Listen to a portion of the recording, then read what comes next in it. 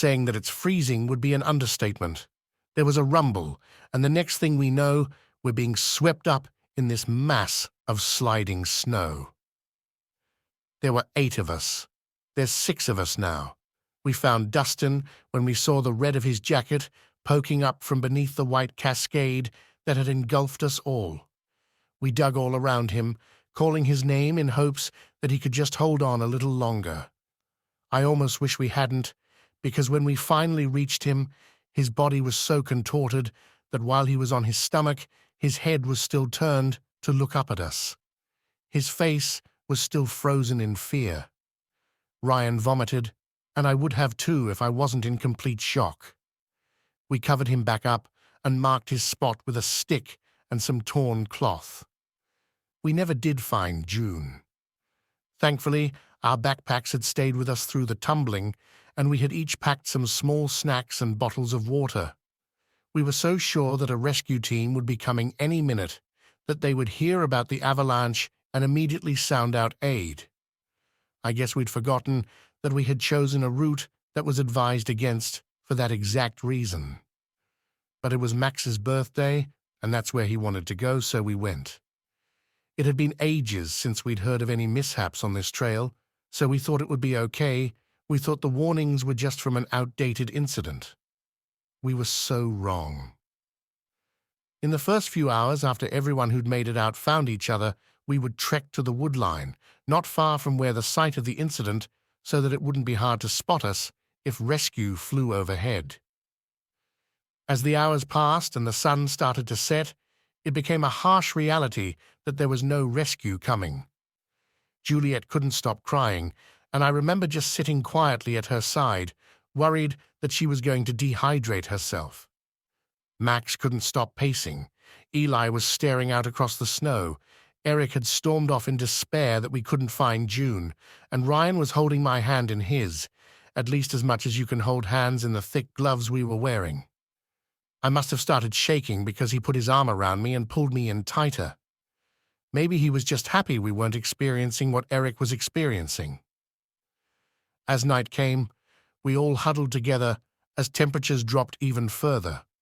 I could feel the chill in my bones. Our teeth audibly chattered, and the sound was intermingling with the stifled crying of any given member of the group at any time. Howls echoed in the distance, and I couldn't help but think of Dustin's body still buried in the snow and the fact that we hadn't found June. Would the wolves come for them? Would they eventually come for us? These are the questions that would rack my brain as the night raged on, unrelenting in the snapping of twigs and the chill of the wind slicing at our skin. At the time, sleep was still something we craved, like drifting out of the nightmare of our reality. It wouldn't be long before sleep became something that we feared, something that we realized might be something we might not awake from. The next day, the shock wore off, but the panic still remained. We hadn't properly stored our water bottles, so they had frozen overnight. We were desperately dehydrated, sleep-deprived, and terrified. We stuck the bottles into our coats, trying to use our body heats to melt them as quick as possible. It was mostly quiet, with the occasional attempt at reassurance from one of the guys, either Max or Ryan. Eric would continue to wander back into the woods, and we could hear his hoarse voice still screaming out June's name. The silence in return was deafening and heartbreaking. Again, I thought about the howling that had echoed through the area around us. I knew we weren't going to see June again. I think we all knew, but nobody could bear to tell Eric. He never did stop calling for her, not even after 5 days had passed. His voice became so strained that he couldn't speak, and his calls were barely legible. We were literally starving, burning calories as we shivered through each day and night. I guess maybe that's why Eli snapped. He had been eerily quiet up until this day, and when we burst up from the ground to tackle Eric, we were all too exhausted to stop him. We called out from our spots against the trees as Eli continued pounding his fists into Eric's face, crying how he just couldn't take it. He couldn't take hearing him scream her name into the ether day after day. It had driven him mad, and we hadn't noticed until it was too late. Ryan tried to stand up.